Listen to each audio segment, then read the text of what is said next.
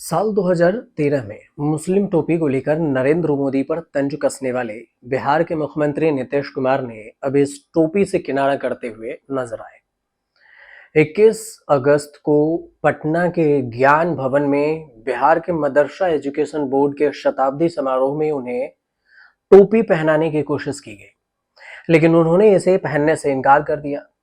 टोपी नहीं पहनने पर विपक्ष नीतीश की धर्मनिरपेक्षता पर सवाल उठाया। अब दरअसल मुस्लिमों की इफ्तार पार्टियों और उनके समारोहों में नीतीश कुमार मुस्लिम टोपी में नजर आ चुके हैं। ऐसा नहीं है कि पहली बार ऐसा हुआ है, लेकिन टोपी नहीं पहनने पर इससे पहले अगर देखें तो साल 2013 के लोकसभा चुनाव की बारी थी। चुनाव प्रचार के दौरान नीतीश कुमार ने जोर देकर कहा था कि भारत के नेता को टोपी और तिलक दोनों यानी मुस्लिम और हिंदू समुदायों के प्रतीक पहनने चाहिए। उन्होंने तब किसी का नाम तो नहीं लिया था, लेकिन यह स्पष्ट रूप से गुजरात के तत्कालीन मुख्यमंत्री नरेंद्र मोदी के उस कदम पर निशाना साधा था जिस पर उन्होंने एक मुस्लिम मौलवियों द्वारा दी गई टोपी पहनने से इनकार कर दिया था। ठीक वैसा ही अब 2025 में हुआ है नीतीश कुमार के साथ। नीतीश के टोपी नहीं पहनने पर बिहार की राजनीति गर्मा गई और चुनाव सिर पर है। ऐसे में विपक्ष इस मुद्दे को हवा देने में जुटा है।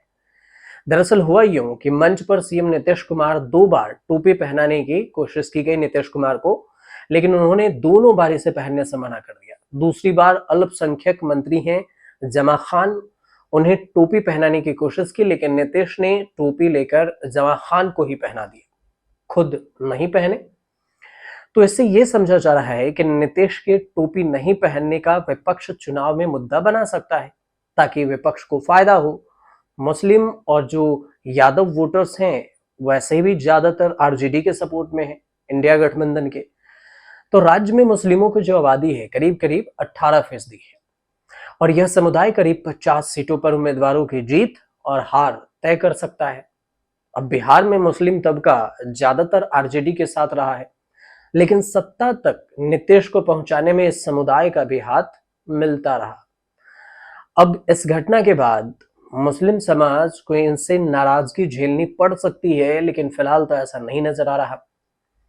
उधर कांग्रेस के नेता कन्हैया कुमार का यह दावा है कि 130वें संविधान संशोधन विधायक का उद्देश्य बिहार के मुख्यमंत्री नीतीश कुमार जैसे बीजेपी के सहयोगी को एक और पलटी मारने से रोकना है ताकि पलटी न मार सके। बिहार के लखीसराय में कन्हैया कुमार ने यह बात कही है और उन्होंने कहा कि विपक्ष लोकसभा में राहुल गांधी राज्यव्यापी मतदान अधिकार यात्रा कर रहे हैं और इसमें शामिल हैं और एक दिन का अवकाश लिया है। कन्हैया ये भी कह रहे हैं कि बीजेपी न केवल अपने विरोधियों बल्कि नीतीश कुमार और चंद्रबाबू नायडू जैसे सहयोगियों पर भी दबाव बनाए रखना चाहती है। बीजेपी नीतीश को यह संकेत दे रही है कि अगर आपने एक बार पलटी मारी तो हम आपको किसी मुकदमे में फंसा देंगे, 30 दिन जेल में रखेंगे और फिर बर्खास्त करवा देंगे। इसके बाद आपके जदयू के सभी विधायकों को खरीद कर उनसे नरेंद्र मोदी जिंदाबाद के नारे लगवाएंगे। ये कन्हैया कुमार का आरोप है। अब कन्हैया कुमार जेएनयू के पूर्व अध्यक्ष रह चुके हैं। उन्होंने ये भी कहा कि बीजेपी ने यह महसूस करते हुए नई चाल चली है, विपक्षी दलों पर ईडी सीबीआई को छोड़ने के लिए ऑपरेशन लोटस के माध्यम से अन्य दलों के सरकारों को अस्थिर करने के लिए और यहां तक कि आसानी से प्रभावित होने वाले निर्वाचन आयोग की मदद से बिहार में जो वोटर लिस्ट में हेराफेरी है उसके पिछले रणनीति से वांछित परिणाम मिल रहे हैं।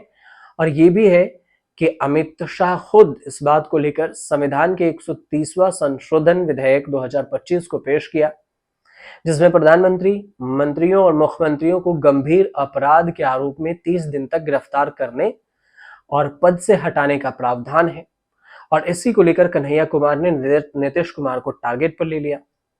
इस बीच में प्रधानमंत्री मोदी भी 22 अगस्त को बिहार दौरे पर हैं और इस पर कटाक्ष करते हुए कन्हैया कुमार का कहना है कि ऐसा लगता है कि प्रधानमंत्री उस सुर्खियों से चुक रहे हैं जो राहुल गांधी और राज्य विधानसभा में विपक्ष के नेता तेजस्वी यादव को मिल रही है।